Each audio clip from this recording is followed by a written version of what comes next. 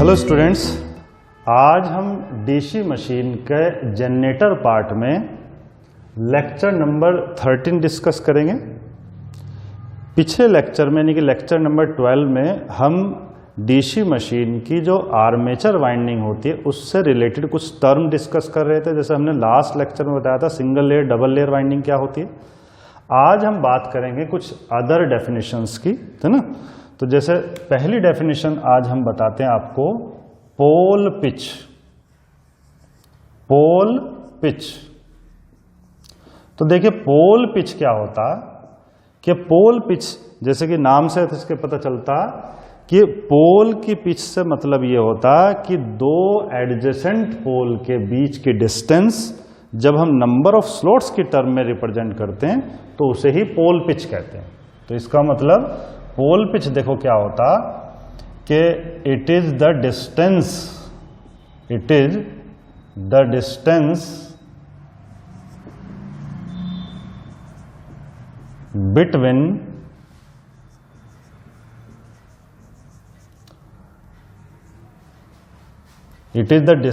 Between two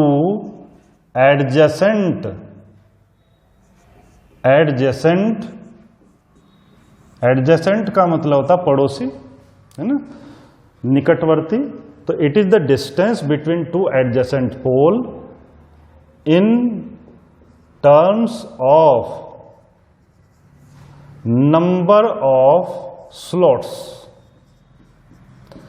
तो अगर हम दो निकटवर्ती पोल के बीच की डिस्टेंस को नंबर ऑफ स्लॉट्स या नंबर ऑफ कॉइल के रूप में रिप्रेजेंट करते हैं तो उसे ही हम पोल पिच बोल देते हैं, तो ना।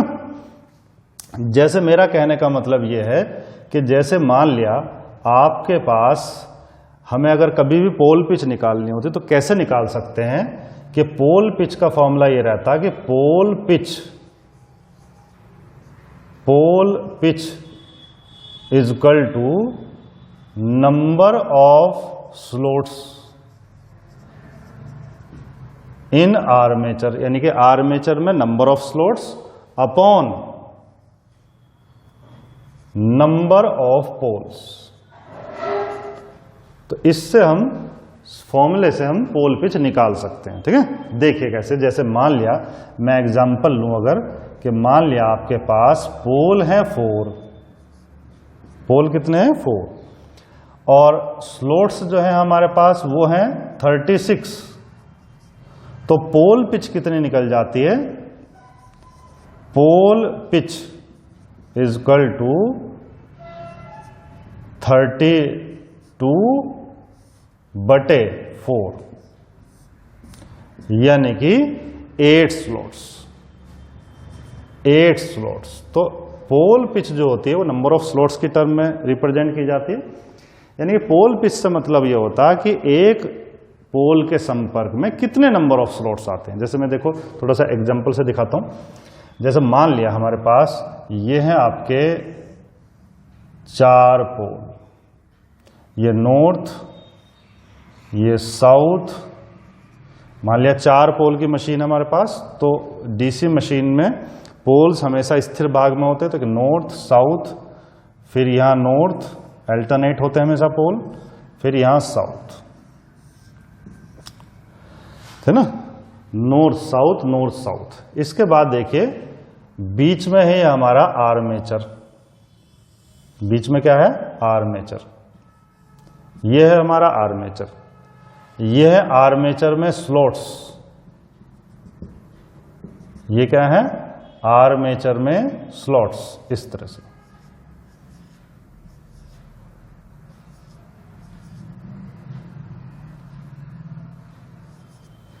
यह है आर्मेचर में स्लॉट्स। पूरे आर्मेचर में स्लॉट्स हैं इस तरह से, है ना, पूरे कंप्लीट नहीं दिखा रहा हूं। तो ये आर्मेचर में स्लॉट्स हैं। तो देखो पोल पिच किसे कहते हैं कि पोल पिच का मतलब होता है distance between two adjacent pole. To adjacent पोल से मतलब जैसे ये और ये 2 एडजेसेंट पोल है।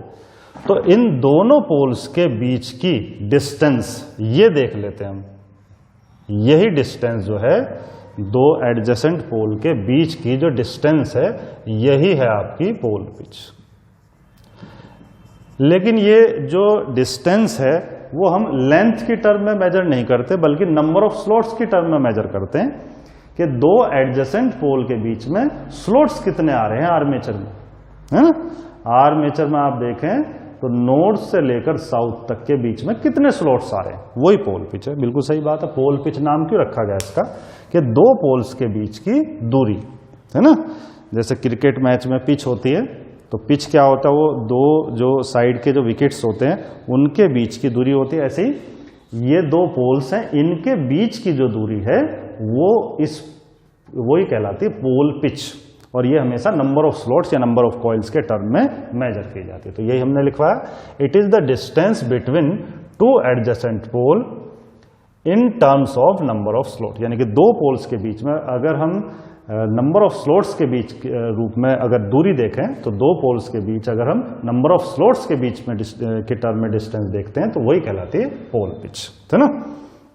दूसरी बात यह होती है कि दरअसल जो पोल पिच होती है, वैसे तो हम आगे भी पढ़ाएंगे, मशीन सेकंड में भी ज़्यादा बात करते हैं इसकी, लेकिन अभी हम शॉर्ट में थोड़ा सा बात करेंगे इसकी, कि पोल पिच जो है उसका वो पोल पिच जो होती है वो हमेशा 180 डिग्री इलेक्ट्रिकल एंगल के इक्वलेंट होती है ना। कितने? 180 डिग्री इलेक्ट्रिकल एंगल। तो एक बात समझ में आया कि पोल पिच जो होती है, pole pitch is equal to होती है हमेशा 180 degree electrical angle, 180 degree electrical angle के बराबर पोल पिच होती है ना। देखो क्यों होती है ये भी थोड़ा देख लेते हैं कि ऐसा होता कि जब ये नॉर्थ से हम जानते हैं आर्मेचर जो है इन पोल्स के बीच में ऐसे रोटेट करता है ना, तो आर्मेचर जब पोल्स के बीच में ऐसे रोटेट करता तो इन स्लॉट्स में से, इन स्लॉट्स में जो कंडक्टर पड़े रहते हैं यानी कि उनमें गुजरने वाले फ्लक्स में लगातार चेंज होता रहता है ना, जिसके कारण आर्मेचर कंडक्टर में rate of change of flux के प्रोपोर्शन ये बन जाता, जो कि डीसी जनरेटर का प्रिंसिपल है फैराडे के इलेक्ट्रोमैग्नेटिक इंडक्शन लॉ से। तो अगर हम देखते हैं सॉरी, तो देखते हैं हम कि नॉर्थ से तो बाहर की तरफ होती है magnetic line of forces, north से कैसे होती है मैग्नेटिक लाइन ऑफ फोर्सेज बाहर की तरफ, है ना। तो इस जगह लेकिन चूंकि मैक्सिमम फ्लक्स मिलता, पोल के नीचे जो स्लॉट्स होते हैं उनमें कंडक्टर को मैक्सिमम फ्लक्स मिलता, इसीलिए इस जगह पर ईएमएफ भी मैक्सिमम मिलता। क्या मिलता है इस जगह? EMF maximum. और अगर हम इस जगह देखें तो इस जगह कोई भी पोल नहीं है बीच में दोनों पोल्स के, तो इस जगह फ्लक्स जीरो मिलता, तो इस वजह से ईएमएफ भी जीरो मिलता आर्मेचर में, है ना। और अगर हम बात करते हैं इस जगह देखते हैं हम, तो साउथ में अगर हम देखते हैं, साउथ में हमेशा फिर यहाँ साउथ पोल आ जाता तो फिर मैक्सिमम फ्लक्स हो जाता, मैग्नेटिक फील्ड फिर मैक्सिमम हो जाता, लेकिन इस बार इसकी जो डायरेक्शन होती है वो अपोजिट होगी, क्योंकि हम जानते हैं नॉर्थ में हमेशा मैग्नेटिक लाइन ऑफ फोर्सेस बाहर की तरफ होती है जबकि साउथ में अंदर की तरफ होती है, तो इसलिए डायरेक्शन जो होती है वो हमेशा अपोजिट होती है ना। तो मैग्नेटिक लाइन ऑफ फोर्सेज की जो डायरेक्शन होती है वो कैसी होती है? अपोजिट होती है, ठीक है। साउथ में अपोजिट होती है। तो चूंकि है तो मैक्सिमम फ्लक्स इस जगह, तो इसलिए इस जगह जो कंडक्टर आएंगे उनमें फिर मैक्सिमम ईएमएफ बनेगा, लेकिन चूंकि मैग्नेटिक फील्ड की डायरेक्शन अपोजिट हो चुकी है तो इसलिए ईएमएफ कैसा हो जाता? अपोजिट। तो इस तरह से हम देखते हैं कि आर्मेचर को जब हम रोटेट कराते हैं तो एसी बनती है आर्मेचर में। आर्मेचर में ईएमएफ की नेचर क्या होती है? हमेशा एसी, इसलिए होती है एसी, है क्योंकि ईएमएफ की डायरेक्शन बार बार चेंज होती रहती है, ठीक है। अब हम जानते हैं कि अगर ध्यान से देखें हम तो दो पोल से हमेशा एक साइकिल जनरेट होती है। दो पोल से हमेशा कितनी साइकिल जनरेट होती है? एक साइकिल। और हम जानते हैं कि जब दो पोल से एक साइकिल जनरेट होती है तो एक साइकिल का एंगल कितना होता? एक साइकिल का एंगल होता, दो पोल से हमेशा एक साइकिल जनरेट होती है, एक साइकिल का एंगल होता कुल 360, है ना। और अगर हम बात करते हैं यहां तक का तो पूरा 360 है, लेकिन अगर यहां से लेकर यहां तक का एंगल देखें, यानी कि इस पॉइंट से लेकर इस पॉइंट तक का एंगल, क्योंकि हम जानते हैं पोल पिच के एरिया में कितना एंगल है ये, तो ये कितना है? 180 डिग्री। तो इसका मतलब एक बात समझ में आती है कि पोल पिच के दौरान कितना एंगल आता है, क्योंकि पोल पिच कहां से कहां तक है? ये आपका मैक्सिमम वाला पॉइंट है ना, यहां से इसके मिडिल से लेकर इसके मिडिल तक, यानी कि यहाँ तक। तो इसका मतलब यहाँ तक का एंगल कितना होगा इनके मिडिल में, यहाँ तक का होगा सिर्फ ओनली 180, है ना। बाकी मैंने बताया ये एसी मशीन में भी पढ़ाते हैं, चूंकि पोल पिच, वहीं हम ज़्यादा इसमें डिस्कशन करेंगे, यहाँ ज़्यादा नहीं करेंगे। तो अगर हम ध्यान से देखें फिर भी आपको दिख रहा होगा कि यहाँ से लेकर यहाँ तक का एंगल कितना होगा 90A और 90A, यानी कि 180 डिग्री। तो इसका मतलब पोल पिच का एंगल कितना होता है 180 डिग्री इलेक्ट्रिकल एंगल के इक्विवेलेंट होती है। जबकि मैकेनिकल एंगल अगर हम देखें तो ना, तो मैकेनिकल एंगल जो होता वो अगर देखें यहाँ सिर्फ मैकेनिकल एंगल सिर्फ 90 डिग्री। क्यों मैकेनिकल एंगल कैसे देखा जाता है भाई? मैकेनिकल एंगल तो अगर हम देखें ये आपका गोल आर्मेचर है, तो इसमें मैकेनिकल एंगल तो पूरा 360 ही होगा, गोल चीज का 360 होता। तो अगर यहां से लेकर यहां तक का एंगल देखें तो एक क्वाड्रेंट है और वो कितने का होता है 90 डिग्री का। इसका मतलब अगर मैकेनिकल एंगल देखें तो सिर्फ 90 डिग्री आया, है। लेकिन चूंकि हम हमेशा इलेक्ट्रिकल एंगल की फॉर्म में बताते हैं पोल पिच, क्योंकि इलेक्ट्रिकल एंगल पोल पिच का हमेशा फिक्स रहता, मैकेनिकल एंगल अलग अलग हो सकता है ना। तो इस वजह से इलेक्ट्रिकल एंगल की टर्म में हमेशा पोल पिच को बताया जाता है। तो ऑलवेज 180 डिग्री इलेक्ट्रिकल एंगल के बराबर पोल पिच होती है ना। तो मैकेनिकल एंगल इलेक्ट्रिकल एंगल में क्या रिलेशन होता है वो हम अभी नहीं पढ़ाएंगे, वो दूसरी बुक में पढ़ाएंगे, है ना। तो मैकेनिकल एंगल इक्वल टू होता है जैसे इलेक्ट्रिकल एंगल बटे p/2, लेकिन अभी हम फॉर्मूला नहीं लिखवाएंगे क्योंकि दूसरे उसमें पढ़ाएंगे इसको सही से। अभी आप इतना से देखेंगे मैकेनिकल एंगल क्या है यहाँ पर पूरा 90 डिग्री। मैकेनिकल एंगल ही होता है जो हमें दिखाई देता, हमें दिखाई हमेशा मैकेनिकल एंगल देता, इलेक्ट्रिकल एंगल कभी हमें दिखाई नहीं देता। लेकिन हम पोल पिच किसकी टर्म में बता रहे हैं? इलेक्ट्रिकल एंगल की टर्म में, ठीक है। तो 180 डिग्री इलेक्ट्रिकल एंगल के बराबर होती है पोल पिच, ठीक है। तो पोल पिच आपको समझ में आया? It is the distance between two adjacent pole in terms of number of slot, यानी कि अगर नंबर ऑफ स्लॉट्स की टर्म में, अगर हम नंबर ऑफ स्लॉट्स की टर्म में दो निकटवर्ती पोल्स के बीच की डिस्टेंस देखते हैं नंबर ऑफ स्लॉट्स की टर्म में, वही कहलाती क्या? पोल पिच, है ना। तो ये पोल पिच हो जाता है आपका। नेक्स्ट देखते हैं अगर हम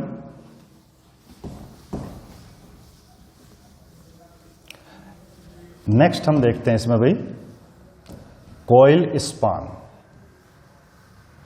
नेक्स्ट क्या देखते हैं डेफिनेशन? Coil span. तो देखो कॉइल स्पान की बात करते हैं अगर हम, कॉइल स्पान क्या होता है वो भी देख लेते थोड़ा सा। कॉइल स्पान, तो कॉइल स्पान भी बोल सकते हैं इसको, या इसको वाइंडिंग की पिच भी बोल सकते हैं, winding pitch.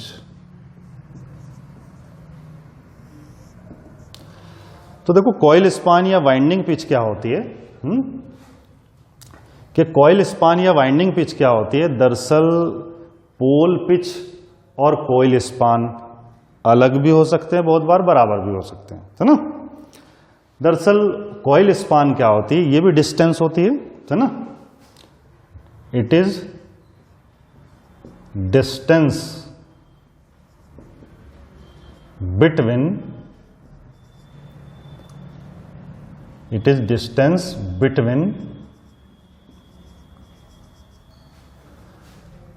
two coil sides of same coil।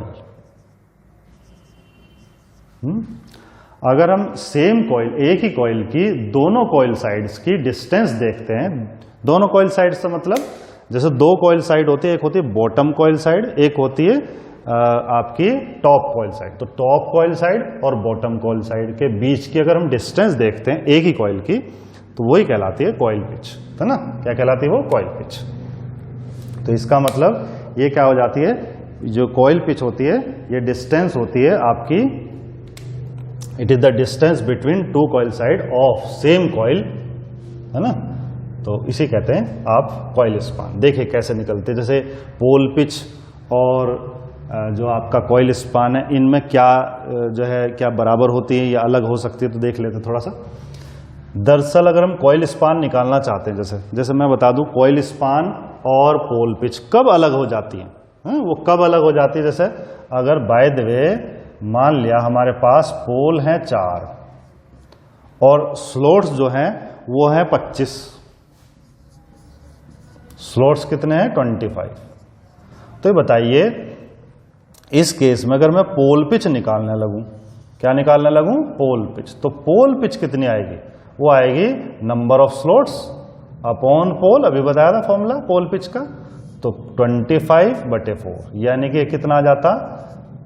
6 1/4 है ना, इतनी आ जाती है। तो ये बताइए पोल पिच अगर हम देखा, फ्रैक्शन पोल पिच आ रही है इस बार, है ना, कितनी? फ्रैक्शन, यानी कि पूरी वैल्यू नहीं आ रही पोल पिच की, है ना। तो पोल पिच तो इतनी है इस केस में। लेकिन ये बताइए कि जो कॉइल स्पान यानी कि दो कॉइल साइड जो होंगी वो जो कि डिफरेंट स्लॉट्स में पड़ी रहती है, it is the distance between to coil side of same coil in different slots. Different slots में होते हैं दोनों कॉइल साइड, डिफरेंट स्लॉट्स।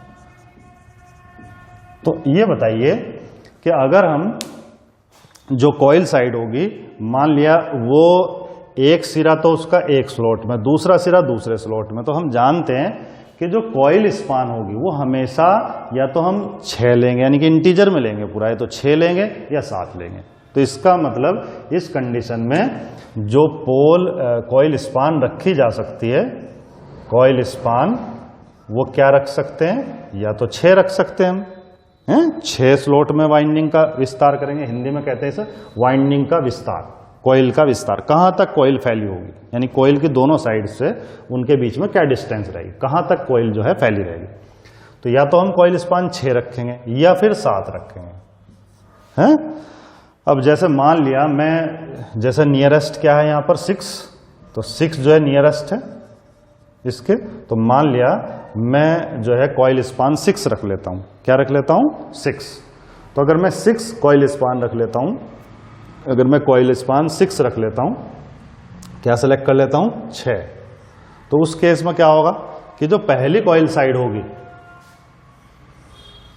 जैसे मैंने बताया था आपको कि डबल लेयर वाइंडिंग यूज की जाती है डीसी मशीन में जनरली। तो जैसे मान लिया अगर मैं 6 कॉइल स्पान सेलेक्ट करता हूं, तो यह है मान लिया स्लॉट नंबर 1। क्या है ये? Slot number 1।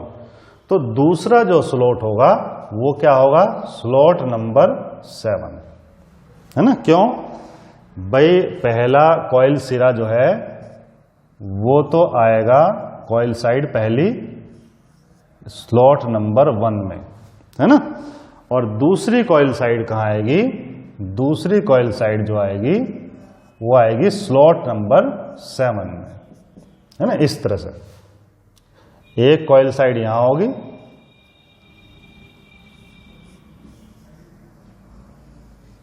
बताया था जैसे कि हमने कि हमेशा याद रखो कि जो डबल लेयर वाइंडिंग होती है उसमें यदि कॉइल साइड का एक सिरा अगर स्लॉट अगर टॉप साइड में होगा तो दूसरा सिरा कहां आएगा? हमेशा बॉटम साइड में, ठीक है। तो इसका मतलब अगर हम कॉइल पिच देखें तो वो कितनी है? 6। क्यों? 7 - 1, स्लॉट नंबर 7 - 1। तो अगर हम आपकी कॉइल स्पान देखें तो क्या है वो? 6, है ना। तो कॉइल स्पान जो है वो अगर 6 होगी तो स्लॉट किन किन में आएगा? स्लॉट नंबर 1 से लेकर स्लॉट नंबर 7, है ना। तो इसका मतलब कॉइल स्पान यहां से निकल जाती है हमारी। कॉइल स्पान अगर यहां से देखें तो कॉइल स्पान कैसे निकलेगी कि कॉइल का लास्ट सिरा यानी कि 7 स्लॉट में है वो, माइनस कॉइल का पहली साइड है तो यानी कि 1। तो इसका मतलब क्या आ जाएगा? 6। तो 6 कॉइल स्पान हो जाएगी। तो इसमें मतलब आप देखते हैं कि कॉइल स्पान और पोल पिच अलग अलग हो सकती है ना। बराबर भी हो सकती थी बहुत से केस में, अलग भी हो सकते हैं, ठीक है। तो खास बात यह है अगर बाय द वे अगर कॉइल स्पान पोल पिच के इक्वल हो जाए, अगर जितना पोल पिच है हमारी, मान लिया पोल पिच जैसा हमारी पिछले केस में हमने देखी थी 8 थी, 8 स्लॉट की पोल पिच थी, तो अगर कॉइल स्पान भी 8 ही स्लॉट के बराबर हो तो फिर हम उस केस में कहेंगे कि भाई फुल पिच कॉइल है हमारी। कैसी कॉइल है? Full pitch coil. और अगर by the way coil span जैसे कि यहां पर हमने कॉइल स्पान पोल पिच से कम रखा है, तो इसे क्या बोलेंगे हम? Fractional pitch coil. क्या बोलते हैं इसको? Fractional pitch coil. या फिर शॉर्ट पिच कॉइल है एक तरह से। ये कैसी कॉइल है? Short pitch coil. Short pitch coil. तो आप समझ गए होंगे कि भाई बहुत बार जो है पोल पिच और कॉइल स्पान इक्वल भी हो सकते हैं, बहुत बार अलग भी हो सकते हैं। ठीक है, समझे ना? वो पोल की पिच थी, वाइंडिंग की पिच है, यानी कि वाइंडिंग कहां से कहां तक फैली हुई, यानी कॉइल का एक साइड और कॉइल का दूसरा साइड, क्योंकि एक कॉइल के बताया था 2 कॉइल साइड होती है, तो कॉइल साइड के बीच में क्या डिस्टेंस है नंबर ऑफ स्लॉट्स की टर्म में, वही कहलाती है कॉइल स्पान या वाइंडिंग पिच, है ना? तो आपको डिफरेंस समझ में आया होगा इनमें, है ना? अगर कॉइल स्पान पोल पिच से ज्यादा होती है तो फिर उसको बोला जाता है लॉन्ग पिच, है ना? तो लॉन्ग पिच जनरली यूज नहीं की जाती, लेकिन तो ये आप समझ सकते हैं, इस तरह से कॉइल स्पान होता है। नेक्स्ट देखते हैं, है ना? नेक्स्ट देखते हैं, मैं इरेज कर देता हूं इसको।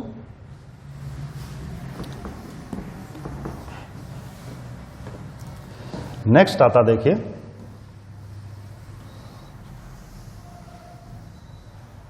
नेक्स्ट आता है आपका, एक होती है आपकी क्लोज और एक होती है ओपन वाइंडिंग। ठीक है,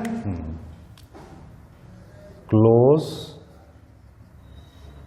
and open winding. Close and open winding. ठीक है, क्लोज एंड ओपन वाइंडिंग देखो क्या होती है भाई, है ना? कि क्लोज एंड ओपन वाइंडिंग क्या होती है कि दरअसल क्लोज वाइंडिंग किसे कहते हैं कि जैसे डीसी मशीन में क्लोज वाइंडिंग यूज की जाती है ना? क्लोज वाइंडिंग किसे कहते हैं कि जैसे ये आर्मेचर हमारा, तो क्लोज वाइंडिंग किसे कहते हैं कि अगर वाइंडिंग का लास्ट सिरा पहले सिरे से ही कनेक्ट कर दिया जाए, है ना? वाइंडिंग का लास्ट सिरा फर्स्ट सिरे से कनेक्ट कर दिया जाए तो वो क्या कर जाती है? क्लोज वाइंडिंग, है ना? तो आर्मेचर में क्लोज वाइंडिंग यूज की जाती है। ठीक है, कारण ये है क्यों यूज करते हैं क्लोज वाइंडिंग आर्मेचर जैसी मशीन में। तो डीसी मशीन में हमेशा याद रखो, डीसी मशीन्स में यानी कम्यूटेटर मशीन में, यूं कह सकता हूं मैं, कम्यूटेटर मशीन में क्लोज वाइंडिंग यूज की जाती है। ठीक है, closed winding is used in commutator machine. Commutator machine हम जानते कौन सी होती है, जैसे डीसी मशीन, या हम जानते हैं एसी कम्यूटेटर मशीन्स भी होती हैं, है ना? तो उनमें भी क्लोज वाइंडिंग यूज की जाती है। तो क्लोज वाइंडिंग जो है एक तो डीसी मशीन में यूज की जाती है और इसके अलावा एसी कम्यूटेटर मशीन में भी यूज की जाती है, जो कि हम मशीन सेकंड में पढ़ते हैं। ये मशीन फर्स्ट चल रही है हमारा सब्जेक्ट, है ना? मशीन सेकंड में पढ़ते हैं, तो एसी कम्यूटेटर मशीन उनमें भी क्लोज वाइंडिंग यूज की जाती है। तो कम्यूटेटर मशीन में ये वाइंडिंग यूज की जाती है, क्लोज वाइंडिंग। क्लोज वाइंडिंग किसे कहते हैं? जब वाइंडिंग का लास्ट सिरा वाइंडिंग के फर्स्ट सिरे से जुड़ जाता है ना? तो अगर finishing and first starting and से जुड़ जाता तो क्लोज वाइंडिंग कहलाती है। तो ये क्लोज वाइंडिंग डीसी मशीन के लिए क्यों जरूरी है कि तो हम जानते हैं कि जो डीसी मशीन होती है उसमें आर्मेचर, जो डीसी जनरेटर हमारे होते हैं, इनमें आर्मेचर रोटेटिंग पार्ट के रूप में होता है ना? रोटेटिंग पार्ट क्यों होता है हमेशा आर्मेचर? रोटेटिंग पार्ट इसलिए होता है आर्मेचर क्योंकि इसमें ताकि कम्यूटेशन प्रोवाइड हो सके। तो रोटेटिंग आर्मेचर इसलिए बनाया जाता है ताकि कम्यूटेशन प्रोवाइड हो सके। तो इसमें डीसी मशीन में हमेशा रोटेटिंग आर्मेचर होता है ना, टू प्रोवाइड कम्यूटेशन, कम्यूटेशन प्राप्त करने के लिए हमेशा घूमने वाला। अब जब ये घूमने वाला होता है आर्मेचर, तो अगर हम इससे डीसी कलेक्ट करेंगे तो अगर ये क्लोज वाइंडिंग होगी तो घूमते घूमते हम किसी भी पॉइंट से ब्रशेज की हेल्प से कलेक्ट कर सकते हैं डीसी को, ठीक है ना? तो क्योंकि हमें पॉजिटिव नेगेटिव 2 सिरे चाहिए होंगे तो वो कहीं से भी लिए जा सकते हैं पॉजिटिव नेगेटिव। कारण ये है कि अगर मान लिया ओपन वाइंडिंग होती तो ओपन वाले सिरों से ही लेनी पड़ती है हमें आउटपुट, है ना? लेकिन ये चूंकि क्लोज वाइंडिंग है तो इसमें क्या बेनिफिट है, अगर घूम भी रहा आर्मेचर हमारा है तो फिर उस कंडीशन में घूमने के बावजूद, है ना, हम किसी भी जगह से इसमें पॉजिटिव नेगेटिव ब्रशेज की हेल्प से कलेक्ट कर सकते हैं डीसी को। तो ये बेनिफिट रहता घूमने वाले आर्मेचर में हमेशा क्लोज वाइंडिंग रखने का। अगर घूमने वाले आर्मेचर में आप ओपन वाइंडिंग यूज करते तो ओपन वाइंडिंग एक पर्टिकुलर जगह से ही मिलती है हमें आउटपुट, है ना? तो जबकि इसमें क्या होता है क्लोज वाइंडिंग में किसी भी जगह से हम आउटपुट ले सकते हैं। तो हमेशा याद रखो कि जो क्लोज वाइंडिंग होती है कम्यूटेटर मशीन में यूज की जाती है, जहां पर आर्मेचर रोटेट करता। रोटेटिंग में हमेशा ही क्लोज वाइंडिंग, आर्मेचर अगर रोटेटिंग होगा तो क्लोज वाइंडिंग यूज करनी पड़ती है। जबकि देखिए ओपन वाइंडिंग जो होती है वो कहाँ यूज की जाती है? ओपन वाइंडिंग जो होती है वो यूज की जाती है आपकी 3 फेज एसी मशीन्स में, है ना। ओपन वाइंडिंग कहाँ यूज की जाती है? 3 फेज एसी मशीन, है ना। 3 फेज एसी मशीन्स में हम ओपन वाइंडिंग यूज करते हैं, ठीक है। चाहे वो स्टार हो चाहे डेल्टा हो, दोनों ही ओपन वाइंडिंग है ना। जैसे स्टार हो या फिर डेल्टा हो,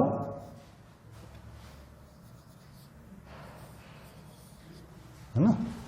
तो इसमें हमेशा, अब आप कहेंगे डेल्टा तो क्लोज होता है, लेकिन हम जानते हैं डेल्टा में भी वाइंडिंग के इंटरकनेक्शन चेंज हो जाते हैं, तो इसी का मतलब ये भी ओपन वाइंडिंग मानी जाती है, ठीक है। तो वैसे तो सेंस में क्लोज है वाइंडिंग, तो है ना, कनेक्शन तो क्लोज है इसका, लेकिन वाइंडिंग ये ओपन मानी जाती है। तो दोनों ही, चाहे स्टार हो और चाहे डेल्टा हो, है ना। तो 3 फेज ऐसी मशीन जो होती है जिनमें स्टार या डेल्टा कनेक्टेड वाइंडिंग होती है वो ओपन वाइंडिंग होती है। डीसी मशीन में हमेशा क्लोज वाइंडिंग यूज की जाती है, ठीक है। तो हमेशा याद रखना डीसी मशीन में क्लोज वाइंडिंग यूज की जाती है। अब देखिए क्लोज वाइंडिंग से रिलेटेड फिर कुछ टर्म्स होते हैं, है ना। क्या क्या टर्म्स होते हैं वो देख लेते हैं जरा। क्लोज वाइंडिंग से रिलेटेड क्या टर्म होते हैं?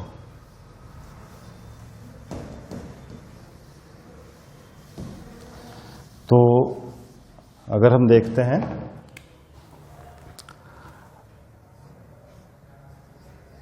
Term related to close winding, close winding से रिलेटेड कुछ टर्म या टर्मिनोलॉजी, ये सिर्फ क्लोज वाइंडिंग के केस में ही होंगे टर्म। क्लोज वाइंडिंग से मतलब डीसी मशीन, जैसे आगे चल के स्टार डेल्टा वाली एसी मशीन होगी वो तो ओपन वाइंडिंग होती है ना, तो उसमें नहीं चलते टर्म, ठीक है। ये चलते हैं स्पेशली क्लोज वाइंडिंग के लिए। तो क्लोज वाइंडिंग से रिलेटेड टर्म जो होते हैं वो जैसे सबसे पहले होता है एक तो बैक पिच। क्या होता है? एक बैक पिच। बैक पिच को मैं बता दूं, पिच को हम वाई से रिप्रेजेंट करते हैं। किससे रिप्रेजेंट करते हैं? वाई से। और बैक पिच है इसलिए वाई बी से रिप्रेजेंट कर देते हैं बैक पिच को, है ना। बैक पिच को कैसे हम रिप्रेजेंट कर देते हैं? वाई बी से। तो देखो बैक पिच होती क्या, पहली बात तो, ठीक है। तो बैक पिच की अगर हम बात करते हैं थोड़ा सा, कि अगर मैं थोड़ा सा एक डायग्राम आपको बनाऊं तो उसके बाद हम बैक पिच को इजीली समझा सकते हैं। बिना डायग्राम के आपको थोड़ी सी दिक्कत आएगी। कि जैसे मैं मान लिया लैप वाइंडिंग का डायग्राम ले रहा हूं। किसका डायग्राम ले रहा हूं? लैप वाइंडिंग का, ठीक है। ये हमारे एडजेसेंट पोल हैं। ये है मान लिया नॉर्थ पोल और ये है मान लिया साउथ पोल। चलो पहले वाइंडिंग बना लेते हैं। ये हमारे कम्यूटेटर सेगमेंट है।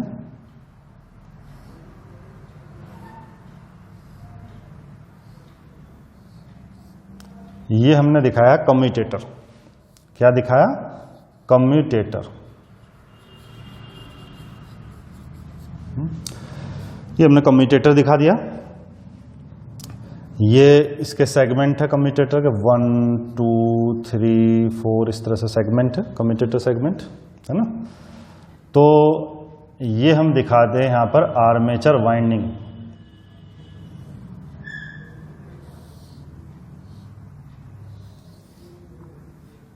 ये हमने दिखा दी आर्मेचर वाइंडिंग।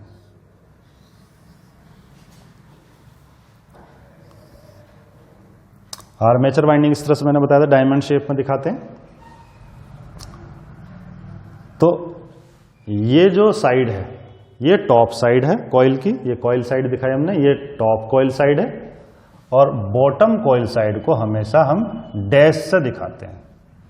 किससे दिखाते हैं? डैश से।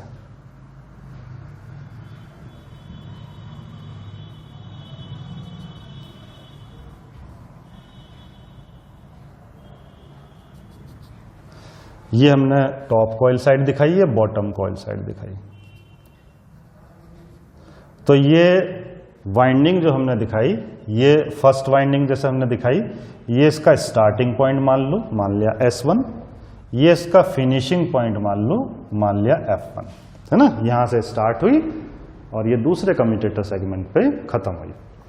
अब देखो लैप वाइंडिंग किसे कहते हैं कि अगर मान लिया अगर हम जो सेकंड कॉइल है उसको फर्स्ट कॉइल के फिनिशिंग एंड से कनेक्ट कर दें, इस तरह से कनेक्ट कर दिया हमने, देखो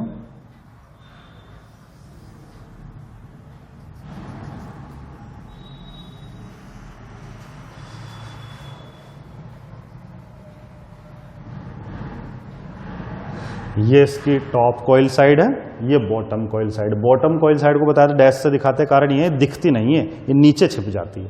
बैक जो टॉप बॉटम साइड होती है वो कभी भी दिखाई नहीं देती, है ना। जो टॉप कॉइल साइड होती है वो हमेशा दिखाई देती है, बॉटम कॉइल साइड कभी भी दिखाई नहीं देती।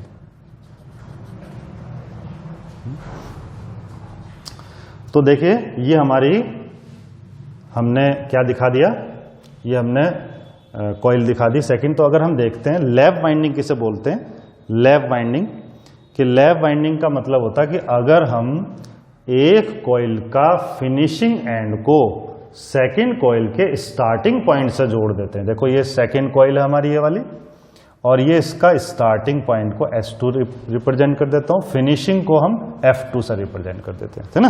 किससे रिप्रेजेंट कर देते हैं, F2 से, है ना। तो अगर हम देखते हैं भाई कि अगर फर्स्ट कॉइल के फिनिशिंग एंड को सेकंड कॉइल के स्टार्टिंग एंड से कनेक्ट कर दिया जाता है तो इसे ही कहते हैं लैप वाइंडिंग। तो ये मैंने कौन सी वाइंडिंग दिखाई आपको, लैप वाइंडिंग। ये सिंप्लेक्स लैप वाइंडिंग हमने दिखाई आपको, सिंप्लेक्स लैप वाइंडिंग। तो लैप वाइंडिंग इसे क्यों बोलते हैं कि लैप का मतलब होता गोद, है ना। कि अगर हम देखते हैं लैप वाइंडिंग इसे क्यों बोलते हैं, क्योंकि एक वाइंडिंग के गोद में दूसरी वाइंडिंग हमें, अगर मैं इसे ऐसे लिटा लूं, है ना, तो अगर हम देखते हैं एक कॉइल के गोद में हमें दूसरी कॉइल लेटी हुई नजर आती है, इसलिए इसको लैप वाइंडिंग कहते हैं, क्योंकि लैप का मतलब होता गोद, है ना। हिंदी में ओवरलैप वर्ड से बना, वैसे ओवरलैप का मतलब अति व्यापन, एक के ऊपर एक आते, तो बिल्कुल वही चल रहा है। तो लैप का मतलब होता गोद, तो एक कॉइल के गोद में दूसरी कॉइल हमें लेटी हुई नजर आती है, इसलिए इसको लैप वाइंडिंग बोलते हैं, है ना। तो देखें जरा, अगर हम बैक पिच देखते हैं, बैक पिच क्या होती है कि back pitch it is the distance, देख रहे हैं जरा, बैक पिच क्या होती है। सबसे पहली डेफिनेशन हम पढ़ते हैं बैक पिच। तो बैक पिच क्या होती है, it is the distance between to coil sides of same coil, है ना। ये पहली कॉइल है जैसे हमारी, तो अगर हम दो कॉइल साइड्स के बीच की डिस्टेंस देखें, वो दोनों कॉइल साइड कैसी होनी चाहिए, सेम कॉइल की होनी चाहिए वो, है ना। और खास बात यह अवे टू द कम्यूटेटर, यानी कम्यूटेटर से दूर की तरफ, है ना। मैं बता दूं, हमेशा याद रखो जो कम्यूटेटर होता उसे हमेशा फ्रंट साइड मानी जाती है। जैसे हम रफली जल्दी से बनाए, जैसे ये आर्मेचर है, जैसा हमारा आर्मेचर, और इसके आगे ही इसी शाफ्ट पर लगा रहता कम्यूटेटर। कम्यूटेटर का डायमीटर कम होता, ऐसे लगा रहता, हम जानते हैं। तो अगर हम कम्यूटेटर की साइड से देखते हैं तो इसे कहते हैं फ्रंट साइड। क्या बोलते हैं इसको, इसको फ्रंट साइड बोलते हैं, क्योंकि आउटपुट इधर से लेते हैं हम हमेशा, तो ये फ्रंट साइड कहलाती है। और जो ये वाली साइड होती है आर्मेचर के दूसरी साइड इस तरफ, ये कहलाती है बैक साइड। तो अगर हम देखें यहां कि आप सोचते हैं कि भाई बैक पिच नाम क्यों रखा गया इसका, है ना। बैक पिच इसलिए नाम रखा गया क्योंकि ये जो हम पिच देखते हैं, डिस्टेंस जो देखते हैं, वो कम्यूटेटर साइड में नहीं देखते बल्कि बैक साइड में देखते हैं, यानी कि आर्मेचर के दूसरी तरफ देखते हैं। तो जब भी आर्मेचर के दूसरी तरफ की डिस्टेंस देखी जाएगी वो क्या कहलाएगी, बैक। और जब भी कम्यूटेटर के साइड में देखते हैं अगर हम कोई डिस्टेंस, तो वो कहलाती है फ्रंट, है ना। तो देखिए बैक पिच क्या होती है, बैक पिच की अगर हम डेफिनेशन देखें तो it is the distance, it is the distance distance between to coil sides, है ना। It is the distance between to coil side. कौन कौन सी कॉइल साइड? एक टॉप कॉइल साइड, एक बॉटम, या ऐसे भी लिख सकता हूं। It is the distance between top coil side, top coil side कौन सी है? ये top coil side and bottom coil side, bottom coil side, है ना। It is the distance between top coil side and bottom coil side, है ना, away from the commutator, है ना, away from the commutator, है ना।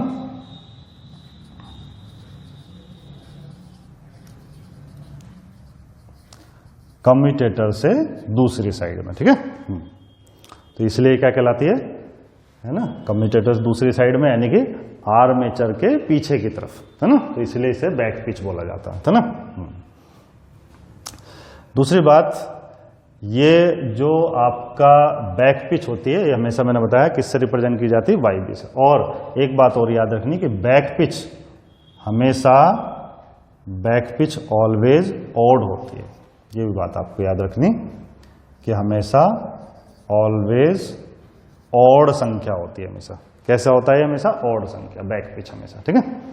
तो बैक पिच बिल्कुल सिंपल सी बात है कि अगर हम डिस्टेंस देख लें टॉप कॉइल साइड और बॉटम कॉइल साइड के बीच की, है ना, तो टॉप कॉइल साइड और बॉटम कॉइल साइड के बीच की डिस्टेंस देख लें away from the commutator, commutator से दूसरे की तरफ, क्योंकि कम्यूटेटर दूसरा तरफ ही बैक साइड कहलाती है, इसलिए बैक पिच बोला गया इसको, है ना। तो वही कहलाती है बैक पिच, ये ऑलवेज ओड होती है, ठीक है ना। बाकी आगे देख लेंगे हम, इसकी वैल्यू वगैरह निकाल के दिखा देंगे आपको, है ना, आगे, है ना। वो वाइंडिंग डिजाइनिंग की बात है। इसके बाद देखिए नेक्स्ट जो डेफिनेशन होती है हमारी, वो आती है फ्रंट पिच। देखो इसके नाम से पता चल रहा है आपको, फ्रंट पिच। फ्रंट पिच किस साइड को किसे कहा जाता है बताया था मैंने? कम्यूटेटर साइड को। जब हम कम्यूटेटर साइड में देखते हैं तो उसे हमेशा क्या कहा जाता है? फ्रंट, है ना, फ्रंट साइड कहलाता है, क्योंकि कम्यूटेटर साइड से ही आउटपुट ली जाती है, तो इसलिए फ्रंट साइड कहलाती है, ठीक है, समझे ना। तो देखो फ्रंट पिच किसे कहते हैं कि फ्रंट पिच क्या होती है कि इट इज द डिस्टेंस, ये भी एक डिस्टेंस है, इट इज द डिस्टेंस। ये खास बात है, डिस्टेंस जो है ये कंडक्टर की टर्म में देख रहे हैं हम, कॉइल की टर्म में देखते हैं डिस्टेंस, लेंथ की टर्म में नहीं देखते, खास बात ये है, ठीक है। तो it is the distance between, it is the distance, देखो ये होती है जैसे हमारी फ्रंट पिच। फ्रंट पिच को YF से रिप्रेजेंट कर देते हैं, YF से, है ना। तो अगर देखते हैं फ्रंट पिच क्या होती है, फ्रंट पिच क्या होती है कि ये एक डिस्टेंस है दो कॉइल साइड्स की, जो कि डिफरेंट स्लॉट्स में होंगे दोनों कॉइल साइड। तो ये डिस्टेंस है दो कॉइल साइड्स की, जो कि सेम कम्यूटेटर सेगमेंट से जुड़े होते हैं, है ना। अगर आप ध्यान से देखें, ये भी उसी कम्यूटेटर सेगमेंट से जुड़ा हुआ है, ये भी उसी कम्यूटेटर सेगमेंट से जुड़ा हुआ है। इसका मतलब it is the distance, it is the distance between, it is the distance between, it is the distance between two coil sides, two coil sides connected to same commutator segment. Same commutator segment से जुड़ी दो coil sides, दो coil side जो कि same commutator segment से जुड़ी होती है, जैसे ये भी इसी कम्यूटेटर सेगमेंट से जुड़ी हुई, ये भी इसी। तो दो कॉइल साइड, ये कॉइल साइड कहलाती है, पिछले लेक्चर में बता चुके हम, जिसने पिछला लेक्चर ना देखा पहले वो देखेंगे। तो दो कॉइल साइड्स की बीच की डिस्टेंस जो कि सेम कम्यूटेटर सेगमेंट से कनेक्ट होते हैं, तो वही कहलाती है फ्रंट पिच। इसको किससे रिप्रेजेंट करते हैं, YF से। और खास बात ये भी याद रखना, ये भी ऑलवेज ऑड होती है, ऑलवेज ऑड, है ना, ये भी ऑलवेज ऑड होती है ना। और नेक्स्ट डेफिनेशन देख लेते हैं हम, वाइंडिंग पिच। तो वाइंडिंग पिच बताया था मैंने, कॉइल स्पान को ही बोल देते हैं वैसे वाइंडिंग पिच, ये कॉइल स्पान ही होता। वाइंडिंग पिच देखो क्या होती है, ये वाइंडिंग पिच है ये। तो वाइंडिंग पिच क्या होती है, it is the distance between two consecutive coil side. Consecutive का मतलब क्रमागत, जैसे ये पहली कॉइल ये दूसरी कॉइल, तो दोनों की अगर हम टॉप साइड के बीच की दूरी देखें या बॉटम की देख लें, ये भी आपकी वाइंडिंग पिच है ना, चाहे इधर से देख लें चाहे इधर से देख लें, है ना। तो वाइंडिंग पिच क्या होती है, it is the distance between two consecutive coil similar top and bottom coil side, ठीक है। It is the distance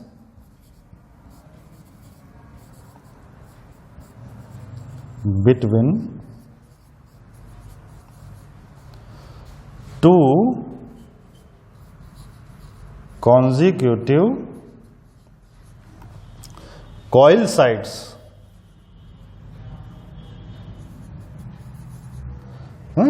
it is the distance between two consecutive coil sides, है ना,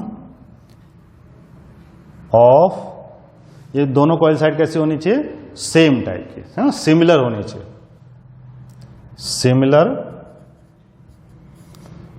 सिमिलर टॉप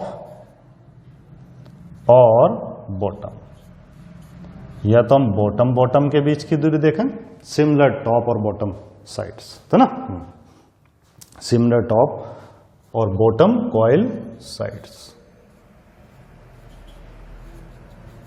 ठीक है ना भाई। यानी कि चाहे तो टॉप साइड देख लो, बताया था टॉप साइड को डार्क से दिखाते हैं हम, बॉटम को डैश से दिखाते क्योंकि दिखाई नहीं देती है, पीछे का पोर्शन हमेशा डैश से दिखाया जाता। तो या तो हम टॉप साइड की कॉइल साइड, दो कॉन्जिक्यूटिव कॉइल की, कॉन्जिक्यूटिव यानी क्रमागत कॉइल के जो आपकी टॉप साइड है, टॉप कॉइल साइड है, उनके बीच की डिस्टेंस देख ले, बॉटम साइड की, ठीक है। ये भी वाइंडिंग पिच है ना। अब ये निकलता कैसे है, खास बात ये निकलता ऐसे है, ये YW से रिप्रेजेंट कर दिया हमने इसको, किससे रिप्रेजेंट कर दिया, YW से। Y means pitch, W means winding pitch. तो YW क्या हो जाता, YW हो जाता YB माइनस YF, है ना, ये क्या हो जाता, YW is equal to YB minus YF, ठीक है। सही बात है, अगर ध्यान से देखें, ये अगर मैं वाइंडिंग पिच देखूं तो अगर मैं YB में से YF घटा दूं तो ये आ जाएगा, है ना, वाइंडिंग पिच, है ना। तो इसका डिफरेंस होता। दूसरी बात यह है कि ये प्रोग्रेसिव के लिए, लेकिन क्या रहेगा, ये प्रोग्रेसिव। जैसे एक रेट्रोग्रेसिव भी होती है वाइंडिंग, वो हम आगे टॉपिक में बात करेंगे, अभी आपको नहीं बता रहे हम, कंफ्यूजन हो जाएगा आपको नहीं तो प्रोग्रेसिव वाइंडिंग के लिए ये बात है ना। और लास्ट इसमें हो जाता है, क्योंकि वीडियो थोड़ा लंबा हो गया, तो फिर अब लास्ट एक देख लेते हैं, वो डेफिनेशंस, लास्ट डेफिनेशन देख लेते हैं। एवरेज पिच, एक आगे की बातें अगले लेक्चर में करेंगे। तो एवरेज पिच जो होती है वो क्या हो जाएगी, एवरेज पिच। तो एवरेज पिच को हम YA से रिप्रेजेंट कर देते हैं। YA इज इक्वल टू क्या हो जाएगा, average pitch is equal to होता YB यानी कि back pitch plus front pitch upon 2। सही बात है, एवरेज तो ऐसे निकलता, दोनों पिच का जोड़ कर दो बटे 2 कर दो, ठीक है। तो कुछ और डेफिनेशंस जैसे लेफ्ट वेव वाइंडिंग क्या होती है वो हम अगले लेक्चर में बात करेंगे, है ना। तो आज इस लेक्चर में इतना ही रखेंगे, है ना। वीडियो देखने के लिए थैंक यू।